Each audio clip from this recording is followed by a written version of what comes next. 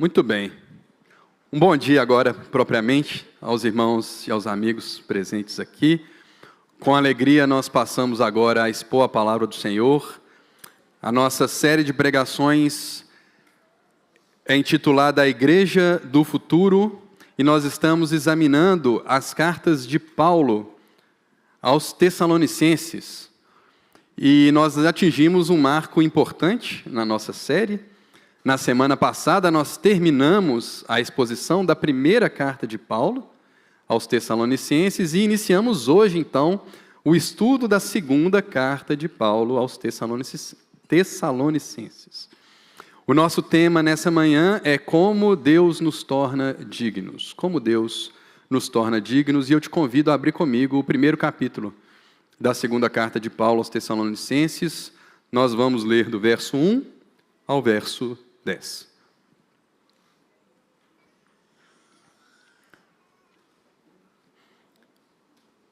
Segunda aos Tessalonicenses, capítulo 1, verso 1, diz assim a palavra do Senhor: Paulo, Silvano e Timóteo, a igreja dos Tessalonicenses que estão em Deus, nosso Pai, e no Senhor Jesus Cristo. Graça e paz a vós, da parte de Deus Pai e do Senhor Jesus Cristo. Irmãos, temos sempre de agradecer a Deus por vós, como é justo, porque a vossa fé tem crescido muito e o amor de cada um de vós transborda de uns para com os outros. Em razão disso, nós mesmos nos orgulhamos de vós diante das igrejas de Deus, por causa da vossa perseverança e fé em todas as perseguições e aflições que suportais. Isso é prova clara do justo julgamento de Deus, para que sejais considerados dignos do reino de Deus pelo qual sofreis. De fato, é justo diante de Deus que Ele pague com tribulação os que vos atribulam, e para vós que sois atribulados, vos dê alívio, bem como a nós. Quando o Senhor Jesus se revelar do céu com os seus anjos poderosos em chamas de fogo, punindo os que não conhecem a Deus e os que não obedecem ao Evangelho de nosso Senhor Jesus. Estes sofrerão como castigo a perdição eterna, longe da presença do Senhor e da glória do seu poder, quando, naquele dia, Ele vier para ser glorificado nos seus santos e admirado em todos os que houverem crido, pois crestes em nosso testemunho. Até aqui. Vamos orar. Senhor, nós clamamos por Tua graça e por Tua misericórdia, Senhor, diante da Tua palavra. Tua palavra é santa como o Senhor é santo, Senhor. E nós somos pecadores, Senhor. Há uma distância abismal, Senhor, entre nós e o Senhor. Nós dependemos do mediador, nós dependemos de Jesus Cristo, nosso Salvador, para que o Senhor fale e nós escutemos. Senhor, dá-nos essa graça, Senhor. Dá-nos essa graça de ouvir a Tua voz nessa manhã. Dá-nos a graça de acolher a palavra do Senhor como palavra do Senhor. E que ela nos mude, que ela nos molde, que ela nos transforme. Essa é a nossa oração e a nossa expectativa no nome do Teu Filho amado. Amém. Irmãos, estamos entrando então, como eu disse, na segunda carta de Paulo aos Tessalonicenses. Qual é o contexto? Antes de entrar na carta, a gente precisa examinar um pouquinho qual é o contexto dessa carta, em que contexto ela foi escrita. E para fazer isso, eu vou te lembrar um pouco do contexto da primeira, que você a essa altura está bem acostumado a ouvir. Lembre-se como Paulo conheceu essa igreja. Paulo esteve em Tessalônica, que era uma cidade da região da Macedônia, como parte de uma viagem missionária. Paulo visita essa comunidade e encontra ali perseguição das lideranças judaicas, religiosas e mesmo de alguns gentios. que fazem com que esses irmãos, após 3 sábados, ou talvez um período um pouco maior, mas Atos 17 relata 3 sábados, a equipe apostólica de Paulo se move então para Bereia.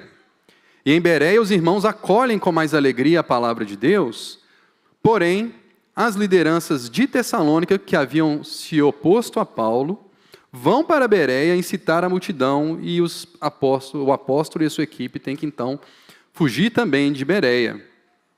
Paulo vai para Atenas e ele fica preocupado com o que estaria acontecendo lá em Tessalônica, se a igreja estaria firme, se a igreja de fato ainda estaria praticando aquilo que aprendeu. Tão preocupado estava Paulo que ele envia Timóteo, o seu cooperador, para visitar a igreja de Tessalônica, e eles, por fim, se encontram em Corinto, onde Timóteo traz boas notícias sobre a igreja de Tessalônica, e Paulo escreve a sua primeira carta. E a gente viu na primeira carta como essa era uma igreja, para falar bem no popular, que dava gosto, né? Paulo está muito feliz, agradece muito a Deus, ocupa um grande pedaço da sua primeira carta agradecendo a Deus por aquela igreja. A segunda carta de Paulo aos Tessalonicenses é escrita, segundo se concorda, poucas semanas, ou no máximo meses, depois da primeira carta. Então, todo esse contexto que eu acabei de te contar, ele ainda era verdade. O contexto da segunda carta em relação à primeira muda muito pouco. Qual é, então, a motivação de Paulo a escrever a sua segunda carta? A motivação de Paulo é teológica, é doutrinária. Paulo está escrevendo não porque a igreja esteja em dificuldades ou porque tem um grande fato acontecido nesse meio do caminho, mas por causa de um ensino incorreto que estava sendo propagado naquela igreja, novamente, sobre a escatologia, sobre a doutrina dos últimos dias. Algo que Paulo já tinha tratado na sua primeira carta. Que erro é esse e como Paulo corrige, são cenas dos próximos capítulos, né? Serão objeto de pregação futura aqui. Mas essa é a razão pela qual Paulo escreve então a sua segunda carta, não porque os irmãos tenham deixado o bom caminho, mas porque havia um ensino que precisava ser esclarecido, combatido ou mesmo ampliado entre aqueles irmãos. A estrutura da segunda carta de Paulo aos Tessalonicenses é muito similar à primeira carta e muito similar a outras cartas de Paulo. A estrutura geral é tal que ele começa com uma saudação, passa então para as ações de graças, uma oração por aquela igreja. Nós encontramos no capítulo 2 a sua exposição doutrinária, o ponto que Paulo, de fato, queria afirmar com essa igreja, seguindo de exortações e cumprimentos finais no capítulo 3. É uma carta mais curta em relação à primeira carta, até porque tinha transcorrido pouco tempo em relação à primeira. Tá bom? Esse é o contexto, então, da segunda carta de Paulo aos Tessalonicenses. Nós lemos o iniciozinho da carta, né? E vimos que ela, de fato, começa com uma saudação padrão do apóstolo. Nós vemos que a autoria da segunda carta é a mesma autoria da primeira, a chamada, assim, equipe apostólica, né? Composta por Paulo e os seus cooperadores, Silas, ou Silvano, e Timóteo. Paulo, Silvano e Timóteo saúdam a igreja dos Tessalonicenses, que está em Deus, nosso Pai, no nosso Senhor Jesus Cristo.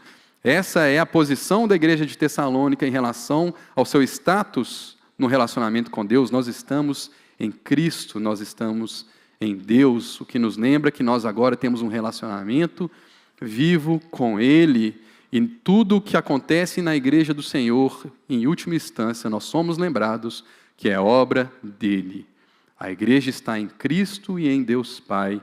Por isso Paulo saúda esses irmãos, desejando a graça e a paz do nosso Senhor, da parte do Deus Pai e do nosso Senhor Jesus. Finda a sessão de saudações, Paulo entra então nas suas ações de graças. Paulo vai agradecer, Paulo vai louvar a Deus e elogiar esses irmãos pelo seu bom procedimento. A gente descobre aqui que a igreja ainda está indo bem. E veja que interessante como Paulo aborda a sua gratidão no verso 3. Irmãos, temos sempre de agradecer a Deus por vós, como é justo, porque a vossa fé tem crescido muito e o amor de cada um de vós transborda de uns para com os outros. É interessante, né, que Paulo não somente está grato, mas ele reconhece uma obrigação de estar grato. Paulo diz que eles têm que agradecer a Deus por aquilo que ele está fazendo, e ele vai ainda dizer como é justo, como é adequado, como é coerente. A existência da obra de Deus nos nossos irmãos é uma razão de gratidão.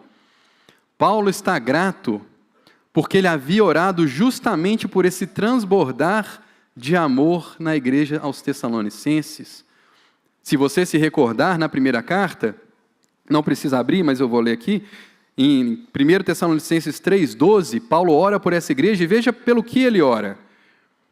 O Senhor vos faça crescer e transbordar em amor, uns para com os outros e para com todos, como também nós transbordamos em relação a vós. Paulo ora para que esse amor transborde e agora ele está feliz, porque ele tem visto que esses irmãos estão firmes na fé e têm crescido, transbordado em amor.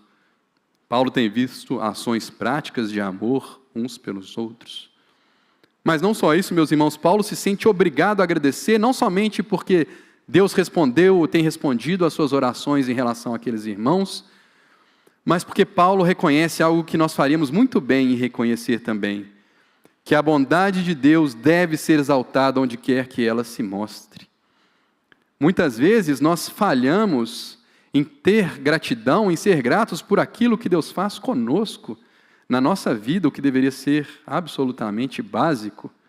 E Paulo está dizendo que nós temos obrigação não somente de ser gratos pelo que Deus faz conosco, mas de reconhecer a ação de Deus na vida dos nossos irmãos, de olhar para os nossos irmãos e ver o amor desses irmãos transbordando, a fé desses irmãos se firmando e ser gratos a Deus. E graças ao Senhor, porque nessa igreja, na igreja do Senhor, há muitos motivos para agradecer. Muitos aqui são motivos de gratidão a Deus. Nós temos que agradecer ao Senhor por o que Ele faz na vida de cada um de nós, e isso é justo, adequado e agradável. Paulo louva essa igreja, agradece a Deus por essa igreja, porque as virtudes da fé e do amor têm se mostrado através das ações práticas dessa igreja. Fica incompleto, né? Fica faltando a esperança, né? A gente sempre fala de fé, esperança e amor. Paulo fala aqui de fé e amor, mas a gente vai ver que Paulo implica a esperança na equação. A gente já vai falar disso já no verso 4. Mas Paulo está feliz, Paulo está grato ao Senhor. E veja que ele está tão grato que no verso 4 ele não só agradece, mas ele também se orgulha. Em razão disso, nós mesmos nos orgulhamos de vós diante das igrejas de Deus. Por quê? Por causa da vossa perseverança e fé em todas as aflições e perseguições que suportais. Veja só, Paulo não está se orgulhando dessa igreja porque ele está se orgulhando do seu bom trabalho, né? Paulo não está tirando onda de como ele fez bem o seu trabalho em Tessalônica, e está esfregando agora Tessalônica na cara das outras igrejas. Não é isso que Paulo está fazendo aqui. Paulo está orgulhoso, está feliz, porque esses irmãos estão dando provas da fé viva que eles têm, e ele pode então colocar esses irmãos na frente de outras igrejas como exemplos para serem seguidos. É isso que quer dizer quando ele fala que a gente se orgulha de vós diante das outras igrejas. Ele pode mostrar para as outras igrejas que, olha, funciona. Esse negócio de cristianismo é verdade mesmo e funciona. Como Deus é misericordioso e gracioso, de colocar diante de nós bons exemplos que nos lembrem que esse negócio funciona.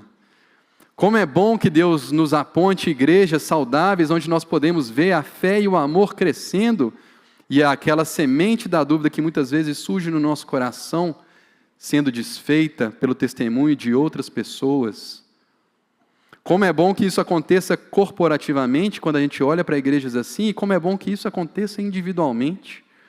Que bom que o Senhor tem colocado homens e mulheres no nosso meio, que podem ser exemplos para naquele momento em que a gente está desanimado e está achando difícil caminhar com Deus, e a semente da dúvida começa a querer germinar no nosso coração, será que esse treco funciona? Será que esse negócio de ser crente é digno de eu entregar toda a minha vida para isso mesmo? E aí o Senhor coloca diante de nós uma pessoa transbordante de amor, uma pessoa que tem a sua fé crescendo, sendo firmada, uma pessoa que face às aflições, às perseguições, responde com uma fé perseverante. Que graça que o Senhor nos dá de podermos ver esses exemplos colocados diante de nós. E que graça que nós temos esses exemplos aqui na nossa igreja. Graças a Deus, isso é motivo de gratidão, como Paulo está grato. A igreja de Tessalônica está passando por perseguições e aflições.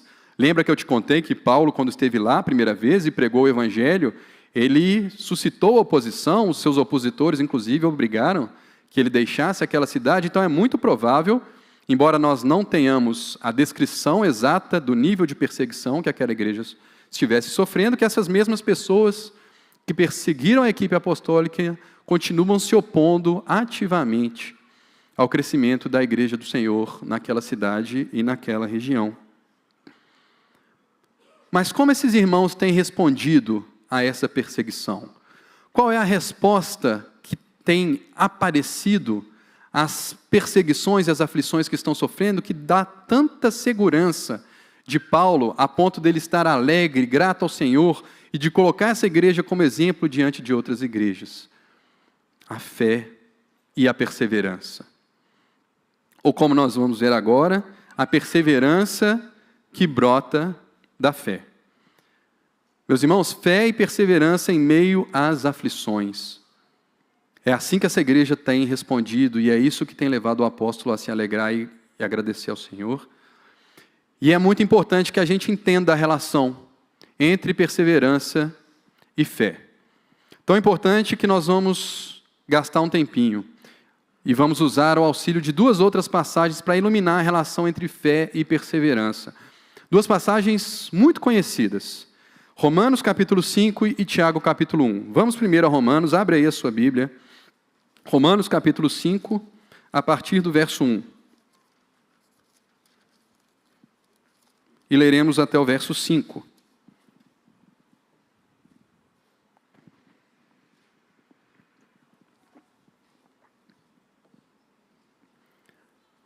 Romanos 5:1 diz assim a palavra de Deus: portanto, justificados pela fé, temos paz com Deus por meio de nosso Senhor Jesus Cristo, por intermédio de quem obtivemos também acesso pela fé a essa graça na qual estamos firmes. E nos gloriamos na esperança da glória de Deus. Não somente isso, mas também nos gloriamos nas tribulações, sabendo que a tribulação produz perseverança, a perseverança, a aprovação, a esperança, e a esperança não causa decepção, visto que o amor de Deus foi derramado em nosso coração pelo Espírito Santo que nos foi dado. Até aqui. Tudo juntinho aí, né, gente? Fé, esperança e amor, como a gente gosta de ver, né? E aqui junto tem também a perseverança. Vamos entender o que Paulo, o mesmo autor da segunda carta aos Tessalonicenses, está explicando aqui em Romanos 5. Primeiro de tudo, ele faz uma declaração a respeito do nosso status, de alguma coisa que já aconteceu. Portanto, justificados pela fé, tendo sido, isso é passado, justificados pela fé. O que significa, meu irmão, minha irmã, justificados? Justificado é uma declaração forense, é uma declaração, é um termo dos tribunais. Significa que Deus passou o seu julgamento sobre nós e nos considerou justos. Como pode Deus nos considerar justos, nos conhecendo como Ele nos conhece? Deus nos declara justos não por nossa justiça, não por uma justiça que seja interna a nós, mas uma que é externa a nós. O Senhor nos considera justos pela justiça perfeita do nosso Senhor, Jesus Cristo, que se fez homem e obedeceu completamente ao Pai e cumpriu completamente a lei de Deus. Essa justiça é que Deus maravilhosamente, graciosamente considera nossa. Como nós nos apropriamos dessa justiça? Pela fé. Por isso Paulo diz que nós somos justificados, declarados justos pela fé. E essa fé que se apropria dessa justiça, se apropria também, por meio desse mesmo Jesus, está aí no verso 2, nos dá também acesso a essa graça. Deus derrama sobre nós uma graça, e essa graça nos habilita a fazer o quê, meus irmãos? A ficar firmes. Temos acesso a essa graça na qual estamos firmes, e nos gloriamos na esperança da glória de Deus. Nós celebramos e nos alegramos com a expectativa, com a esperança da glória de Deus. Sim, meu irmão, minha irmã, a esperança do cristão não é torcida. A esperança do cristão é muito mais espera e expectativa de realidades das quais nós não temos dúvida alguma, apenas não se manifestaram ainda. A esperança do cristão é a certeza de realidades que ainda não se manifestaram. Então, por meio dessa graça, nós somos mantidos firmes e Deus faz surgir em nós uma esperança, uma expectativa da glória de Deus. Uma expectativa de que nós seremos participantes, de que nós desfrutaremos e de alguma forma seremos participantes da glória de Deus. Isso tudo por meio da fé, por meio de Jesus Cristo e nós apropriado por meio da fé. E não somente isso. Nós nos gloriamos na esperança. Nós nos alegramos em ter essa esperança. Nós nos alegramos que Deus nos dê essa esperança. Mas nós aprendemos a nos gloriar no processo pelo qual Deus produz essa esperança em nós. Processo esse que está descrito aí no verso 3. Não somente isso, também nos gloriamos nas tribulações. Nós nos alegramos nas provações. Como é possível estar feliz no meio das tribulações? É porque aqueles que estão experimentados em andar com nosso Senhor e são agraciados por Ele, sabem que a tribulação é o início do processo. A tribulação vai produzir em nós uma virtude muito importante que Paulo viu nos Tessalonicenses, a perseverança. Essa capacidade de suportar as provações e permanecer fiel e transformar as tribulações em oportunidades de crescimento e de formação de Cristo em nós. Essa é a virtude que Deus está produzindo em nós por meio das tribulações. E uma vez que a gente persevera no meio da prova e a gente passa por essa prova, o que Deus produz em nós? A aprovação. Nós somos encontrados aprovados. E a aprovação produz o quê? Esperança. Então veja, nós nos gloriamos na esperança, mas a gente não pode se gloriar, se alegrar com essa esperança, se a gente não aprende a maneira pela qual Deus cria a esperança em nós. E a esperança não nos decepciona, não nos desaponta. Por quê? Porque Deus não nos dá somente da sua esperança, Deus não nos dá somente da graça e a fé para perseverarmos, mas Deus derrama o seu amor no nosso coração. E esse amor que transborda de uns para com os outros, nos assegura de que nossa esperança não será frustrada. Amém? Amém. Meus irmãos, então veja que esse processo de tribulação, produzir perseverança, aprovação e esperança, ele não acontece sem a fé que se apropria da graça de Jesus. Então nós aprendemos que a esperança brota no solo da fé. A segunda passagem que a gente vai examinar para entender a relação entre perseverança e fé é Tiago, capítulo 1. Epístola de Tiago, capítulo 1, por favor, abra comigo. Nós leremos os versos 2 a 4.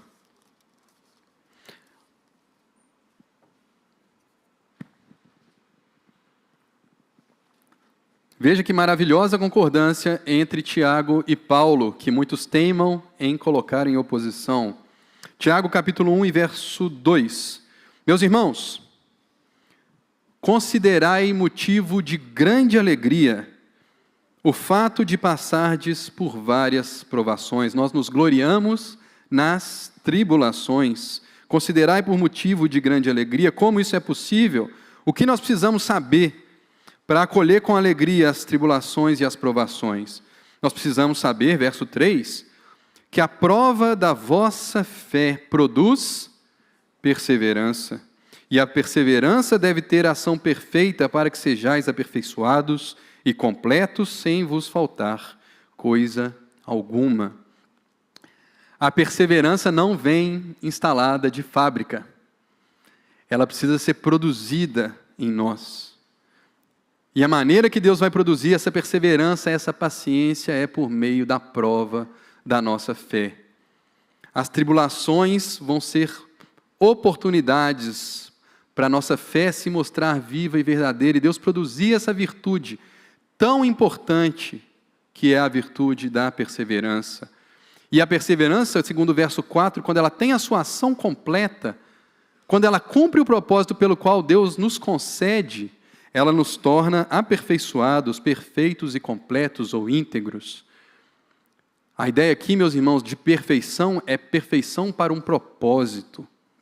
A palavra do grego ali fala de propósito. Significa que Deus está nos aperfeiçoando para a tarefa que Ele coloca diante de nós. Deus está nos tornando úteis para o seu reino. Deus está amolando as suas foices, as suas ferramentas para elas serem mais úteis na lida e na sua agricultura. Deus está calibrando os seus instrumentos para Ele poder então utilizar esses instrumentos para levar adiante o seu reino e a mensagem do Evangelho nesse mundo. E ela está também, a perseverança, nos completando. Como que Deus está nos completando? Como um bom lanterneiro que vai pegando aquela chapa de metal e vai corrigindo aos poucos as imperfeições, cobrindo aquelas falhas morais e de caráter que nós temos por meio das provas, por meio da perseverança, Deus vai tampando e vai aplainando aquela chapa até ela refletir a luz da sua glória. Por meio da perseverança, Deus nos torna íntegros, Deus nos torna completos. Paulo está muito feliz porque ele tem visto que a fé desses irmãos é verdadeira, porque ele vê que esses irmãos perseveram no meio das aflições. Meus irmãos, estamos falando, obviamente, em primeiro lugar, de aflições pelo fato de sermos cristãos. Estamos falando de perseguições àqueles que pregam o Evangelho e professam o nome de Jesus. No verso 5, Paulo deixa isso muito claro, ele fala que os irmãos estão sofrendo por causa do reino de Deus. Mas é claro que as outras tribulações das nossas vidas, as nossas aflições, elas são oportunidades para Deus formar perseverança em nós, na medida em que elas tentam nos afastar do nosso Senhor, na medida em que elas tentam esfriar o nosso amor por Deus, na medida em que elas desafiam a nossa fé e a nossa fidelidade no Senhor. Então, que a nossa fé seja, de fato, operosa e produza em nós essa perseverança que Paulo viu nessa igreja de Tessalônica. Sabendo, então, como funciona a perseverança, como ela brota da fé, fica mais fácil entender o verso 5, que, na verdade, é o único verso que tem alguma dificuldade aqui nessa passagem. Parece um pouco estranho quando a gente lê que ele diz: isso é prova clara do justo julgamento de Deus, para que sejais considerados dignos do reino de Deus, pelo qual sofreis. É estranho dizer, que é prova clara do justo julgamento de Deus. Os irmãos estão em perseguição, estão em aflição. Como Paulo pode falar que isso é prova do julgamento de Deus? Parece que esses irmãos estão sofrendo perseguição como um castigo. Seriam as tribulações um castigo de Deus sobre essa igreja? Estaria Paulo agradecendo a Deus por essa igreja, sendo que ela está no meio de um castigo e de um juízo de Deus? É claro que não é isso, gente. Paulo está louvando essa igreja pela sua fé, pelo seu amor, pela sua esperança. A interpretação de que tribulações são castigo, gente, é uma doutrina errada, perniciosa, que infelizmente tomou conta de algumas igrejas do nosso meio, a chamada teologia da prosperidade, que tenta dizer que quando as coisas vão mal para você, é porque alguma coisa errada você fez. Você deixou de dar dinheiro na igreja, você deixou de orar, você deu alguma brecha, você não ungiu sei lá que parte da sua casa, e aí por causa disso você está sofrendo. E o outro lado dessa moeda, talvez ainda pior, de que quando todas as coisas vão bem para você, significa que Deus está satisfeito com você. E a Bíblia é unânime em condenar essa doutrina perniciosa que não vem da Bíblia, mas vem da boca do próprio Satanás. Nós temos o Salmo 73, que fala exatamente sobre a prosperidade dos ímpios e como isso desafia a fé dos justos. Nós temos o livro de Jó. Gente, Jó sofreu não porque tivesse feito alguma coisa errada. Esse era o raciocínio dos seus amigos que martelavam isso na cabeça de Jó uma e outra vez. Mas o livro de Jó deixa claro desde o primeiro capítulo que Jó estava sofrendo porque Deus permitiu, porque Deus tinha um propósito, Deus queria formar algo melhor em Jó do que aquilo que Jó tinha.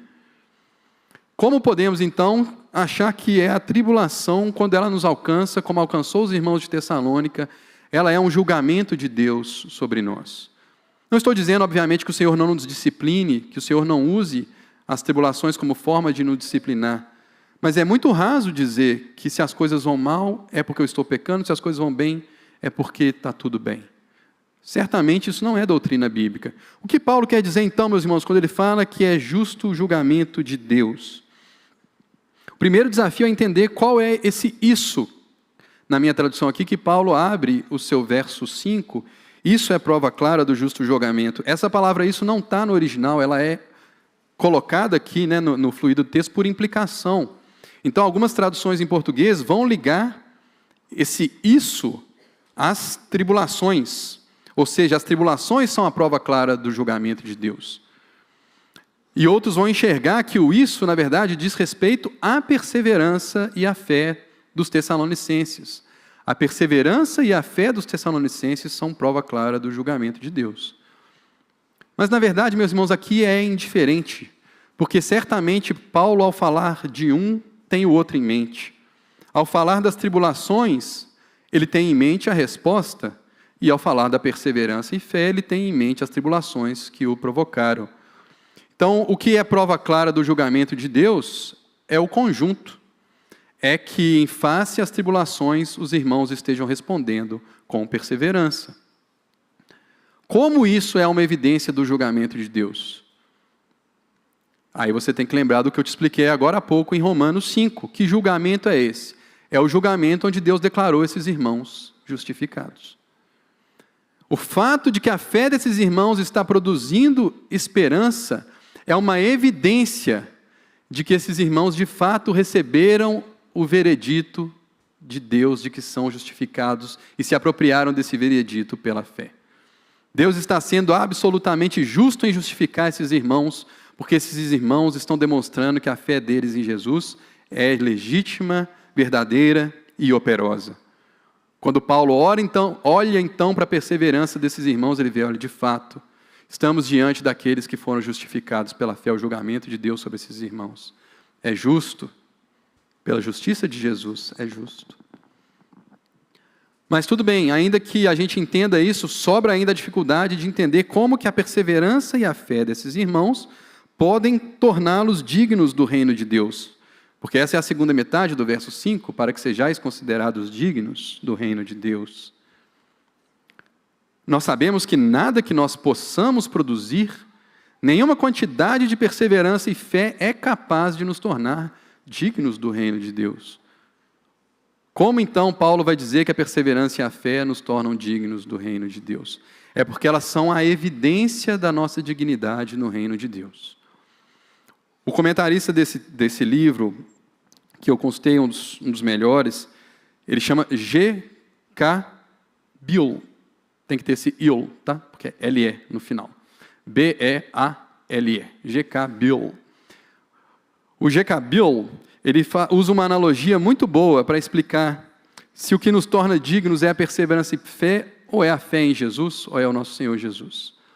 A analogia que ele usa é a de um ingresso para um estádio. Você está indo para o estádio para ver lá o Cruzeirão. Falei de perseverança nas tribulações, lembrei, né, do Cruzeirão. Só quem sabe. Você está indo lá para o estádio assistir um jogo de futebol. Na porta do estádio, você vai ter que mostrar um ingresso. O que te dá direito ao entrar naquele estádio, gente? Você tem que ter pago pela sua admissão naquele evento. Tem que ter sido feito um pagamento antes por aquele evento. Mas você não entra no estádio se você não mostrar o ingresso, que é a evidência daquele pagamento. Então, o que te põe para dentro do estádio? O que te põe para dentro do estádio é o ingresso ou é o dinheiro que você pagou? É os dois, né? No certo sentido, é os dois. É claro que, em última instância, é o dinheiro que você pagou. Mas você não entra no estádio sem a evidência de que aquilo foi pago. Então, a ideia aqui, meus irmãos, é que perseverança e fé são como esse ingresso. Eles são aquilo que tangibiliza que, de fato, algo existe em nós, de que, de fato, essa dignidade nos foi concedida. Não queira entrar no reino de Deus se a sua fé, sem exibir uma fé perseverante. Você não vai ser digno de entrar lá. A fé perseverante te torna digno na medida em que ela evidencia que Deus, de fato, te declarou justo diante dele. Entendem, irmãos? Essa é a distinção. Deus está produzindo perseverança em nós para que nós sejamos achados dignos da entrada no seu reino. Não por os nossos méritos, mas por aquele em quem nós colocamos a nossa fé. Deus está produzindo essa dignidade em nós por meio das provações. Por isso nós podemos acolher as provações com alegria. A partir do verso 6, no entanto, Paulo vai falar de um outro lado dessa moeda. Se por um lado existe aqueles que foram considerados justos por uma justiça externa a eles e se apropriaram da justiça de Jesus, existe o outro lado. Existem aqueles que perseguem os cristãos, verso 6. E a mesma palavra que Paulo usa para falar que é justo Deus declarar os irmãos justificados pela fé em Jesus, ele vai dizer também que é justo diante de Deus que ele pague contribulação aos que vos atribuam, que ele pague na mesma moeda o erro daqueles que os perseguem. E para vós, que sois atribulados, vos dê alívio, bem como a nós, quando o Senhor Jesus se revelar do céu com os seus anjos poderosos em chamas de fogo. Nós temos a esperança da glória de Deus, todos nós que colocamos a nossa fé em Jesus, mas Paulo fala aqui que esse dia da manifestação da presença de Jesus, que está sim presente no mundo, mas um dia se tornará manifesto. Nesse dia, para aqueles que perseguiram e atribularam os cristãos, será um dia de juízo terrível, onde receberão a justa paga pelos seus atos. O Senhor Jesus manifestará a sua presença com seus anjos em chamas de fogo. Chamas de fogo é uma imagem bíblica para a ira de Deus. Deus justamente vai derramar a sua ira sobre essas pessoas. Meus irmãos, e não se engane, meus amigos, principalmente não se engane, não há um terceiro grupo, não há perseguidores, perseguidos e simpatizantes no meio. Não, eu não sou anticrente, né? Eu tenho até amigos que são crentes, né? Eu não persigo cristãos, eu acho que eles são legais, eu só não quero estar lá. Mas não existe esse grupo do meio, porque Paulo diz no verso 8, que o critério para ser colocado num grupo ou no outro é punindo os que não conhecem a Deus, os que não obedecem ao Evangelho do nosso Senhor. Essas pessoas estão sendo condenadas porque perseguiram, mas eles perseguiram porque rejeitaram a revelação de Deus universalmente disponível, de acordo com o apóstolo Paulo em Romanos 1, no mundo. Rejeitaram, não reconheceram a Deus como Deus, não acolheram as boas novas do Evangelho e não viveram segundo os preceitos do Evangelho. Quando Deus, que é infinitamente digno e infinitamente santo, punir essas pessoas, Ele está sendo justo. Se você é desse grupo, cuidado. Você é um perseguidor da igreja. Você é um perseguidor dos cristãos, mas Cristo quer te alcançar. A oferta da graça do Senhor está aberta e estendida para você. Essas palavras que nós lemos agora vêm de Paulo, que foi o mais ferrenho perseguidor da igreja de Deus, talvez, de que tenhamos tido notícia. E ele, com alegria, foi vencido pelo nosso Senhor e colocado no grupo dos perseguidos, como ele fala no verso 7, que ele vos dê alívio, bem como a nós. Ele coloca os apóstolos no grupo daqueles que estão sendo perseguidos também. Então, abra o seu ouvido, apressa-te enquanto há tempo, enquanto esse dia não chega. Porque quando esse dia chegar e o Senhor manifestar a sua presença, aí é tarde demais. Um grande castigo paira sobre a sua vida, como está no verso 9. Estes sofrerão como castigo a perdição eterna, sem fim, longe da presença gloriosa, maravilhosa do Senhor, da glória do seu poder. Aquilo que os crentes anseiam para os incrédulos, para os ímpios, é expectativa de horror. Nós ansiamos pela glória do Senhor, a nossa expectativa é pela glória de Jesus. E essas pessoas, essa expectativa significa serem alijados dessa mesma glória, serem expulsos e punidos justa e eternamente pelos seus pecados. Quando naquele dia ele vier para ser glorificado nos seus santos e admirado em todos os que houverem crido, porque vós tendes crido ou crestes em nosso testemunho. É tudo o que precisa. É toda a base da dignidade dos irmãos de Tessalônica, que eles creram no testemunho de Jesus e pela fé tiveram acesso a essa graça. E aqueles que pela fé tiveram acesso a essa graça, a fé verdadeira que produz perseverança neles, o que vai acontecer, gente? Quando a nossa esperança for de fato cumprida, enfim cumprida, o Senhor será glorificado em nós, nos seus santos, como está aí no verso 10. Ele vai vir para ser glorificado nos seus santos. De alguma forma, a obra completa de Jesus em nós estaremos diante dele como obra completa, como o fim da sua obra pelo qual ele suportou a cruz, e de alguma forma nós contribuiremos para que Deus tenha ainda mais glória. Nós não só desfrutaremos da glória do Senhor, mas nosso Senhor será glorificado em nós. Essa é a esperança do cristão, essa esperança que literalmente faz tudo valer a pena, que faz com que a gente consiga acolher com alegria as provações, as tribulações da nossa fé, e acolher com alegria quando nós vemos em nós produzida essa perseverança, essa fé que persevera. Meu irmão, minha irmã, talvez você esteja preocupado em produzir essa perseverança, em produzir essa alegria ao receber as tribulações. Mas se eu não disse isso claramente, deixe-me dizer claramente agora, isso não é obra sua, isso é obra do Espírito Santo em você. Pela graça misteriosa do nosso Senhor, quando a tribulação te encontrar, Deus vai te dar junto com a tribulação a graça necessária para você perseverar. Se isso esteve em dúvida em algum momento na sua mente, deixa eu tirar isso da sua mente agora. O Senhor Deus, Ele está te dando o caráter de Jesus. Ele está formando Jesus em você, e Jesus foi exatamente essa pessoa que perseverou até o final frente à oposição. Então talvez você se surpreenda ao ver que no meio da prova você acha em você uma fé operante e perseverante que você talvez não julgava estar lá. Eu quero finalizar lendo com você Hebreus capítulo 12. E lendo Hebreus capítulo 12, eu quero te fazer olhar para Jesus.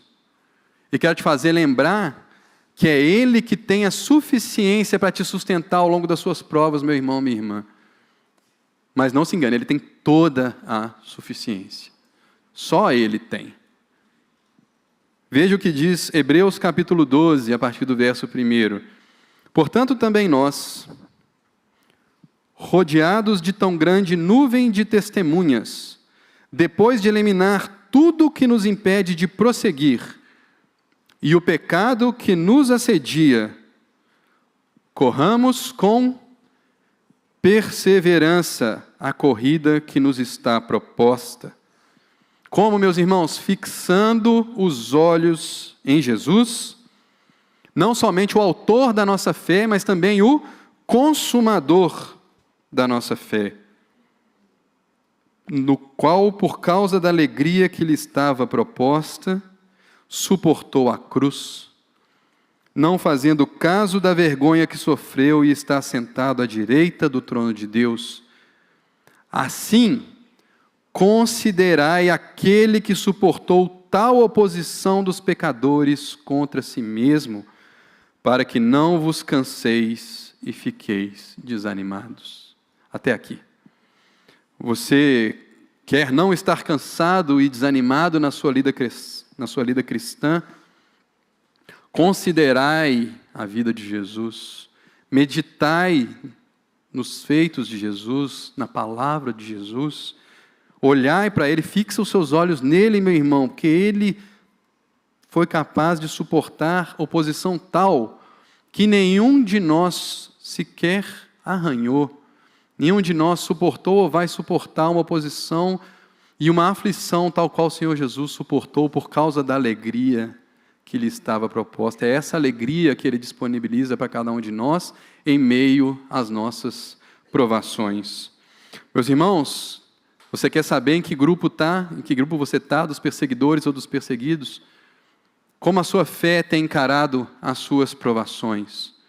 O quanto você está ligado a Jesus no momento das provações? O momento das provações é o momento de você olhar e fixar seus olhos mais nele e clamar mais pela graça dele. E quando você é atingido pelas provações, é o momento de você murmurar e desanimar, e xingar e blasfemar.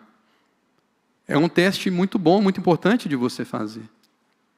Agora, para aqueles que estão em Jesus, para aqueles que colocaram sua fé no Cristo Salvador, essa graça que nós temos acesso vai nos manter firmes e produzir a esperança da glória de Deus.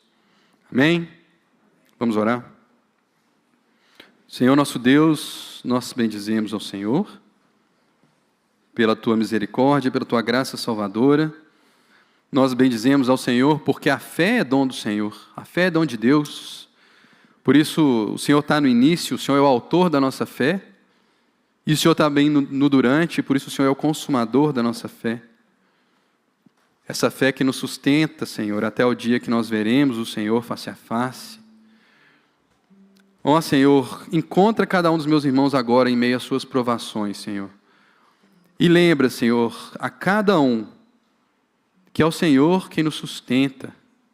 É o Senhor que tem um reservatório infinito de graça e alegria para que nós possamos perseverar no meio das perseguições. Fortalece o coração de cada um em Jesus, Senhor, para que a gente possa seguir com alegria, Senhor. Suportar com alegria as provações. Suportar com alegria, Senhor, as nossas perseguições pelo fato de seguirmos o Senhor. Nós não somos melhores que o nosso mestre, Senhor. Se rejeitar o nosso mestre, nós também seremos rejeitados. Senhor, quando isso acontecer, que nós possamos agradecer que foi encontrado algo de Jesus em nós. Ó Deus, visita os meus irmãos agora nas suas dificuldades, nas suas tribulações. Dá a eles, Senhor, uma fé perseverante e operosa, Senhor. E que nós sejamos achados dignos do reino de Deus. Essa é a nossa oração no nome do Teu Filho amado. Amém. Amém. Nesse momento agora nós vamos participar da ceia do Senhor. Esse é um momento que o próprio Senhor nos convida. Se você é crente em Jesus, batizado na Trindade, seja você membro da nossa igreja ou não, você é convidado pelo Senhor a participar da ceia. Examine o seu coração para que você participe de forma digna da ceia do Senhor, mas não deixe de participar. Se existe algum pecado te incomodando, se essa palavra de alguma forma te levou a orar, aproveite esse momento agora durante a canção e ore a Deus, para que participemos então juntos com alegria.